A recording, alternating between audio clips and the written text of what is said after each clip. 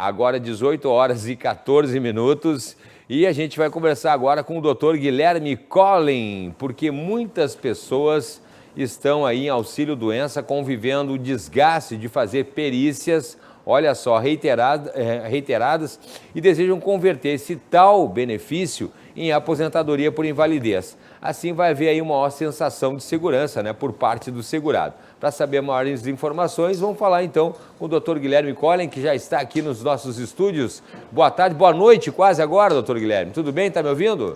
Tudo bom, Cláudio? Eu estou ouvindo bem. Beleza. Dr. Guilherme, vamos começar falando pelo seguinte: quais são os requisitos da aposentadoria por invalidez e também pelo auxílio-doença? Bom, o que acontece? A aposentadoria por invalidez, ela é devida ao segurado que esteja total e definitivamente incapaz para o trabalho.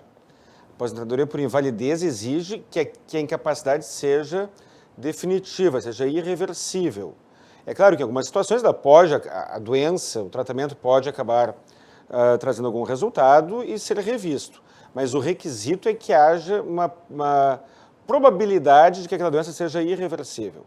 O auxílio-doença, ele é devido para quem estiver incapaz para o trabalho de maneira provisória. A pessoa quebrou a perna, ninguém fica, de um modo geral, o resto da vida com a perna quebrada.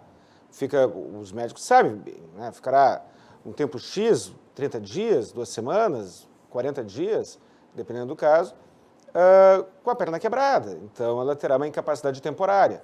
Agora, algumas doenças trazem uma incapacidade permanente. E, então, essa é a principal diferença entre os requisitos para esses dois benefícios. Os requisitos são esses. E a pessoa que fica, me parece, né, uma pergunta, quero tirar essa dúvida, uma pessoa, por exemplo, que tem algum acidente irreversível, né, que fica sem a possibilidade de trabalhar, ela vai ganhar mais do que uma pessoa que não tenha, que tenha um acidente temporário, que fique ali incapacitado de trabalhar por um período menor? Essa é a incoerência da reforma. Até novembro do ano passado, o critério de cálculo do benefício de aposentadoria por invalidez era de 100% das 80% maiores... Desculpa, era a média das 80% maiores contribuições de julho de 94 para frente, para quem iniciou antes de julho de 94, ou do PBC, período base de cálculo, desde a primeira contribuição, caso tenha iniciado após. Essa era a regra anterior. 100% da média das 80% maiores contribuições. Atualmente, existe essa incoerência legal, é absurdo isso. O critério de cálculo do auxílio-doença será 97%, como era antes.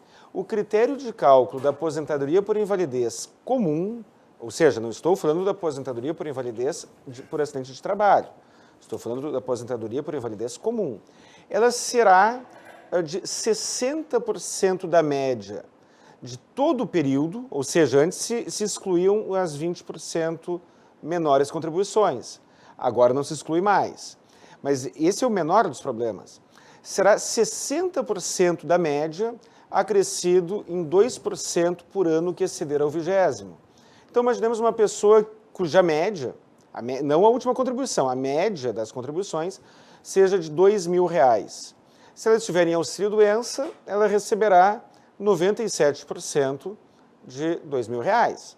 Se ela estiver aposentada por invalidez, dependendo do número de anos trabalhados, ela receberá 60% desses R$2.000. É uma diferença muito grande. E muitas pessoas, é muito comum que a pessoa que está em auxílio-doença por uma situação mais prolongada, reivindique a conversão em aposentadoria por invalidez. Muitas vezes, se esforçando para isso, em termos de documentação médica e movimentos impedidos pela via judicial ou extrajudicial. Só que isso pode ser um tiro no pé. Essa é a incoerência, esse é o absurdo legal. A pessoa estava recebendo 97% e cai para 60% da mesma média. Então, é um cuidado que a pessoa tem que tomar. E é isso que eu lhe perguntar, doutor Guilherme. Por exemplo, se a pessoa já está no auxílio-doença, já por algum problema antigo, e vai se aposentar agora após as novas regras, corre o risco, então, de não ser um bom negócio, então. Olha, Cláudio, o pessoal, muito se fala no fundo do poço. A questão é que o poço não tem fundo. Isso que tu falaste agora traz um absurdo ainda maior. Se a pessoa contraiu uma doença na época da regra antiga, a pessoa, antes de novembro de 2019, sofreu um acidente, contraiu uma doença, o que for, e está incapacitada desde aquela época. Sim. E agora ela vai converter para a aposentadoria por invalidez. O INSS, ele pretende aplicar a regra nova, quando na realidade o correto seria aplicar a regra antiga. Entendi. Nas perícias médicas, tanto a perícia na via administrativa, como na perícia na via judicial, o perito responde a alguns quesitos, alguns dados específicos. Um deles é a data do início da doença, outro é a data do início da incapacidade. O que importa é a data do início da incapacidade. Só que se a pessoa estiver em auxílio-doença desde lá atrás e agora for converter para a aposentadoria por invalidez, ainda assim o INSS tenta aplicar o critério atual, trazendo um severo prejuízo para o segurado. Porém, neste caso, é possível discutir judicialmente. A incoerência legal dos 97% do auxílio-doença para os 60% da aposentadoria por invalidez está na lei e não tem o que fazer. A aplicação do critério atual, que é menos favorável, para pessoas que estavam incapacitadas desde antes da reforma, e esta questão, este ponto, pode e deve ser levada ao Poder Judiciário. Pois é, agora que chegou aqui, doutor Guilherme, uma pergunta aqui. Por exemplo, hipoteticamente falando, então se a pessoa sofreu, vamos imaginar um AVC, um acidente, uma doença psiquiátrica que tenha se iniciado antes de novembro de 2019, ela poderá exigir o critério antigo desse cálculo, mesmo que procure o INSS só agora? Sim, a resposta é sim, pode e deve. Ela deve tomar o cuidado de organizar a documentação médica comprovando que o início da incapacidade se deu lá atrás, se deu antes de 2019. Em algumas situações fica muito fácil. Imaginemos a pessoa que foi atropelada. Tem um evento muito específico, atropelamento, a pessoa foi assaltada, ou sofreu uma agressão, um acidente qualquer. Aí fica muito fácil. Mas muitas vezes a incapacidade ela se inicia lá atrás, porém não houve um evento marcante. É o caso das doenças psiquiátricas.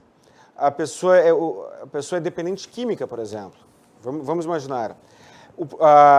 Ela não terá direito ao critério anterior porque ela iniciou a doença lá atrás.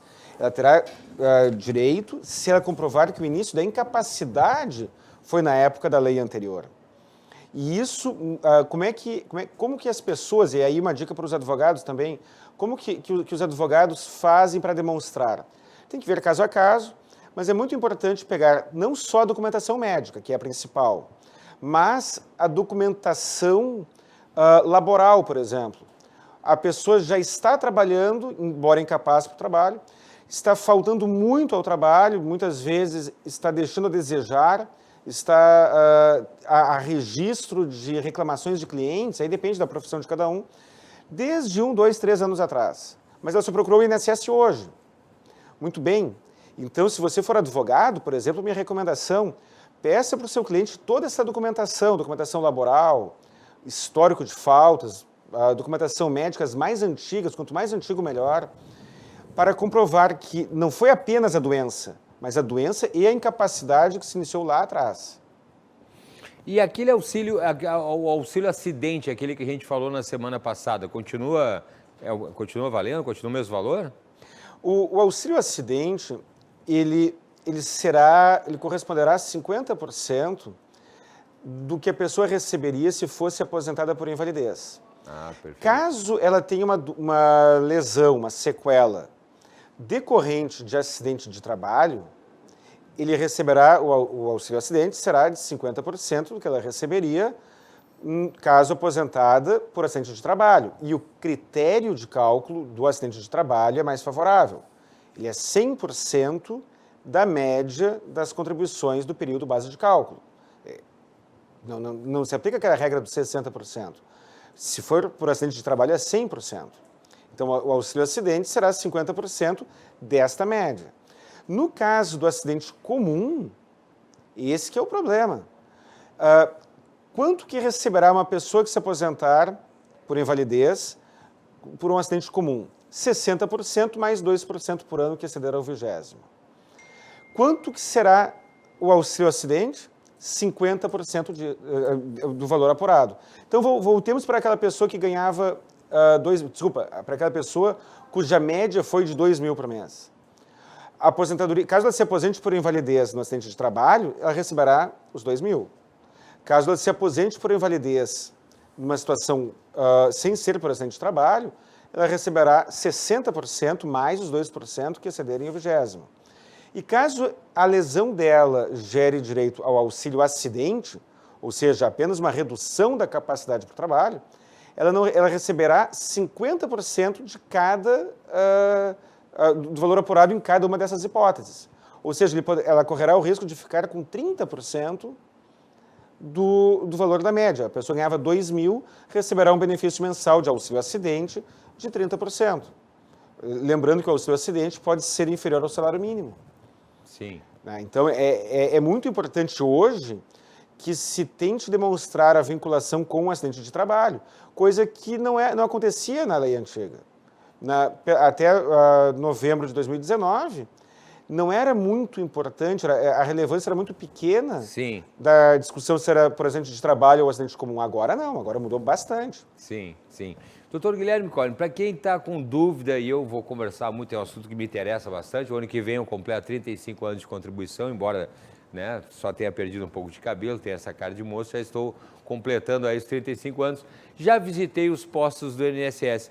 Eu acho que uma recomendação, eu vou pedir, como a semana passada, como sempre, porque o pessoal começa depois a me mandar aqui as suas dúvidas, seus contatos, as redes sociais, seus contatos, porque a gente procura, tem os postos de atendimento do INSS, agora está mais complicado ainda pela questão da pandemia, mas o melhor é contratar um especialista para ver se esses cálculos todos estão de acordo, Ainda mais que a gente tem essa transição agora, porque o leigo, para o leigo, a gente vai num posto de INSS, as informações às vezes são truncadas, não são precisas, são um pouco confusas e às vezes as pessoas acabam tomando uma decisão equivocada por um detalhe, por uma questão, por uma má informação e acabam aí se aposentando de uma maneira não tão adequada assim. A melhor maneira é procurar um advogado especialista, não é, doutor Guilherme? Sem dúvida. É muito comum as pessoas não fazerem o devido planejamento e sofrerem prejuízos muito grandes. Sim. É muito triste quando a gente vê isso. Sim. Até porque muitas vezes o prejuízo é irreversível. Irreversível, não dá para reverter. E aí muda o resto da vida daquela pessoa. Aquele segurado poderia ter os próximos 10, 20, 30, 40 anos, dependendo de quanto mais for viver, recebendo um valor maior ou menor. Realmente, esse é um assunto muito sério e vale a pena buscar informações e fazer o devido planejamento. Perfeito. Suas redes sociais, doutor Guilherme Collin, por favor, para quem ficou com dúvida em casa lá. Bom, meu Facebook é CRJ Advogados, meu Instagram também, CRJ Advogados, meu WhatsApp é 51 99985 7991, o telefone do meu escritório é 3228 1219 e estou à disposição de qualquer pessoa que tenha alguma dúvida para a qual eu possa ajudar. Inclusive colegas advogados que têm alguma dúvida na área previdenciária ou em alguma outra que eu possa cooperar. Perfeito. Olha, desde já agradeço sempre, a gente vai continuar conversando, porque é uma matéria extremamente importante, como o senhor comentou aqui, pode mudar a vida para melhor ou para pior. Então é importante o máximo de cuidado nesse momento. Obrigado, doutor Guilherme, viu? Eu que agradeço. Muito obrigado, Cláudio. Até a próxima. Até a próxima.